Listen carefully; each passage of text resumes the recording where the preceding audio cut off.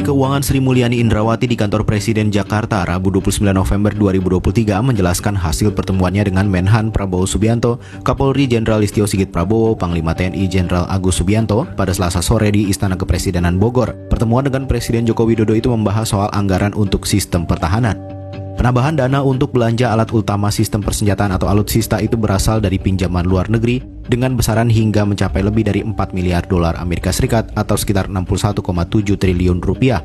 Penambahan ini dinilai tiba-tiba dan dilakukan ketika Menhan Prabowo Subianto maju di pemilihan presiden 2024 sehingga bisa memunculkan kecurigaan publik bahwa uang itu berpotensi digunakan untuk kepentingan pemenangan pemilu. Kebutuhannya memang yang disampaikan oleh Kementerian Pertahanan, mereka menganggap bahwa kebutuhannya sesuai dengan kondisi alutsista dan kemudian ancaman serta peningkatan dinamika geopolitik dan geosecurity, dan di sisi lain juga masih sesuai dengan rencana kita dari sisi perencanaan penganggaran jangka menengah panjang. Alokasi untuk sektor pertahanan keamanan ini terdiri dari dua sumber, yakni APBN dan pinjaman luar negeri. Alokasi belanja sektor pertahanan keamanan dalam daftar isian pelaksanaan anggaran atau DIPA tahun anggaran 2024 yang dibagikan Presiden Joko Widodo di Istana Negara Jakarta Rabu pagi senilai 331,9 triliun rupiah. Sumber lainnya adalah pinjaman luar negeri.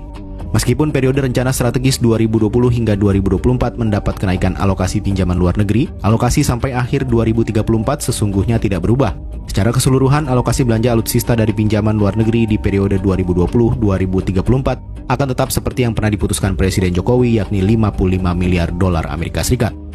Sementara itu, peneliti senior imparsial Al-Araf mempertanyakan kenaikan alokasi belanja alutsista dari pinjaman luar negeri yang tiba-tiba dan akan direalisasikan dalam waktu singkat di penghujung masa kerja Kabinet Indonesia Maju.